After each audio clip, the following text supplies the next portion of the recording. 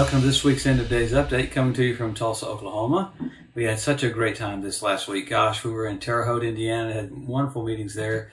Then down to Effingham, Illinois. Those are the crazy meetings that we do every year there in Effingham. That was fun. And then we went on up to Mount Pleasant, Iowa. So we had 3 different cities we hit this last week. Good services in all those places, and good miracles, good number of people baptized in the Holy Ghost. Great times. And if you're anywhere in Southern California this next week, we'll be in Murrieta, California at West Coast Life, the church that we traveled out of for years. We'll have a great time there too. Come join us if you can. There's something about gathering all the more as you see the days approaching, that we respond by gathering more, not gathering less. So we're coming to you every week to look at the different things that point to the coming of the Lord, and specifically the gathering of nations for the Ezekiel 38 war, because that's such a huge, big thing to look at, because knowing that happens just after the rapture. And I often have people say, well, how do you know what happens after the rapture? Because that's really contrary to what a lot of people say. Well, it's the only time that God physically intervenes for Israel. In this dispensation, he leaves it up to the church. He gave the church all authority. As soon as the church is taken off the earth, the rules change, and you see God physically intervene for Israel, and basically so that the heathen can see that he is God. So that's how we know. And that's such a huge manifestation. Everything I looked at this week, everything is pointing to the Ezekiel 38 war. I mean, you had Russia sign an agreement with Iran. I mean, basically they called it a strategic initiative so they can have financial crossings back and forth, but really it was about military supplies. So it is interesting to watch how they worded it and the verbiage in the Jerusalem Post. And this was actually from the New York Times. So with that, you've got Iran showing, all these different groups showing that Iran literally is so close to having a nuclear weapon, and what a game changer that would be for everything leading up to the Ezekiel 38 war. So the Ezekiel 38 war, we don't talk about it a lot. We talk about the setup for it and who's involved, but it's really Russia and Iran and Turkey leading other nations right down against Israel. So, boy, you see that even a conjunction happening all the more. Even Erdogan from Turkey today said, oh, Israel's trying to destroy us. I mean, there's just this paranoid deal with Putin and with the same thing with Iran. And Iran's like, we want to kill Israel, Satan, and America, the great Satan. So, but the Lord wanted us to look at all this stuff because he wants us to know. You think about it, he rebuked the crowd only one time, the Pharisees, over and over again, because he said, you don't know your hour of your visitation, indicating he wants us to know. You had a tribe in the Old Covenant called the tribe of Issachar that had an understanding of the times to know what the children of Israel ought to do, indicating if we don't know what time it is, we won't know what to do. And when you see all these nations, you had this last week, you had the Houthis from Yemen fire more missiles at 2 different ships in the Red Sea. You had America come to their aid and England come to their aid. The big thing was, though, which I wanted to get into it earlier, was huge hostage rescue right there in Gaza. An amazing event, how some of the hostages were released and taken away.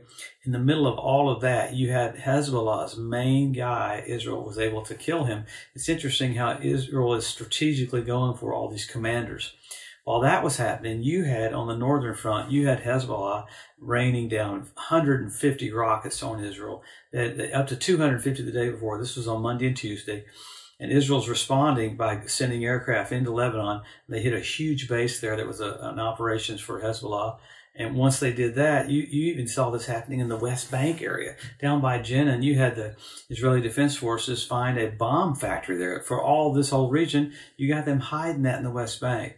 So the part from the north, though, is pretty intense, looking like Israel's going to have to literally go to war. Another think tank from Europe came out and said that Hezbollah has enough rockets to do 1,000 to 3,000 rockets per day for 2 weeks. And then after that, they would have to go to some other supplies. But 1,000 to 3,000 every day for 2 weeks. Then they said it'll drop to about 500. That's a lot of rockets as Israel's Iron Dome is going to have to protect them from.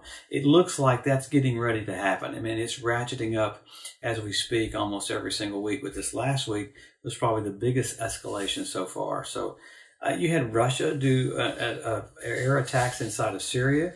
You had Russia come out this week saying again that they threatened Europe and NATO. You've got France's president pulling out for new elections because he doesn't want to lose power. Kind of intriguing how he's the one that threatened Russia, saying we're going to come in with troops. And then Putin said, well, we'll have nuclear weapons. This happened this last couple of days. You had a Russian submarine come 25 miles off the coast of Florida with a frigate as well, both of them capable of firing nuclear weapons. So you got Russia emboldened to come 25 miles off of our coast.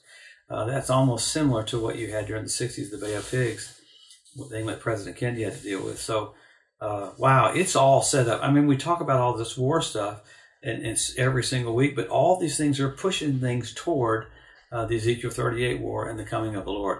For the world, very scary, but for the church, there is no bad news. How wild is that we get to be a part of this and then all of a sudden we're evacuated?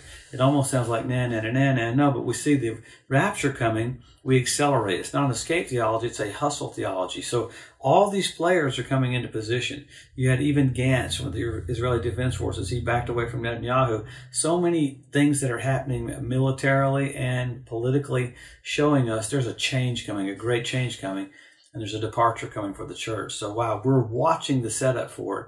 You heard different threats from China, Russia, and North Korea, even this week. So all those threats sound just exactly like what was happening in 1930, 1933. You had people picketing in downtown New York this last week. I looked at some of their signs. Death to the Jews are dogs. That's exactly what Hitler's propaganda was right before he ended up having the Holocaust. So, wow. So what do? Help our local church, help our local pastor. We get involved. We do everything we can to get the message out. So with that, we always go back to there's all these things happening around the world, specifically right there in Israel. We go back to what the Bible says. Number one, Israel regathered. Number two, Jerusalem won back. Jesus said the generation that sees those two events won't pass away till all is fulfilled. Then you got the Hebrew language restored. You got the Ethiopian Jews brought back. You got the fertility of the land of Israel. You got the revival of the Roman Empire. You had fish showing up in the Dead Sea. You had the Dead Sea turn blood red where Sodom and Gomorrah was. You had foxes on the Temple Mount. It's weird that you got predatory birds, 172 different species of predatory birds are showing up in the land. So you got foxes in position, birds in position, fish in position. You have the Temple Mount Institute that, man, they are ready. They're in position to have everything they need to do for sacrifices, even having the 5 red heifers that came from Texas. They classified them as service animals, only they could get them in. The cool thing was they didn't have their ears clipped because of COVID. It's the first batch, you could say, of red heifers that didn't have a flaw because they started clipping them again. They said they have to use them between year 2 and 3, and right there, they're between year 2 and 3 right now. So, and they've even gotten kicked off the edge of the Temple Mount trying to have sacrifices the last 3 or 4 years. So all these things are happening because the Bible said this is what you'd see just before the Lord returns.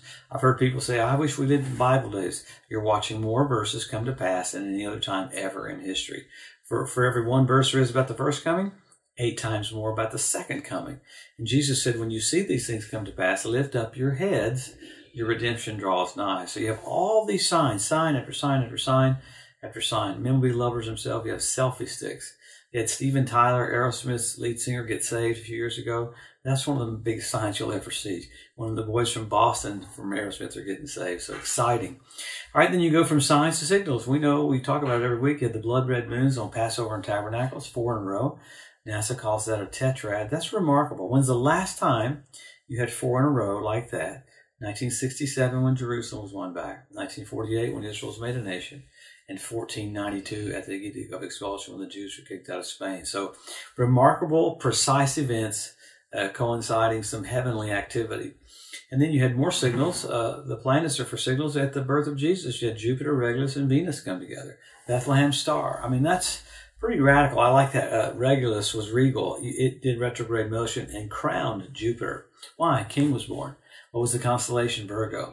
This last year, what was the constellation? Leo. He's the lion of the tribe of Judah. So we are literally living in some of the most absolutely amazing times in history, having man be a voice, the believer being a voice to get everyone ready for the Lord to come back.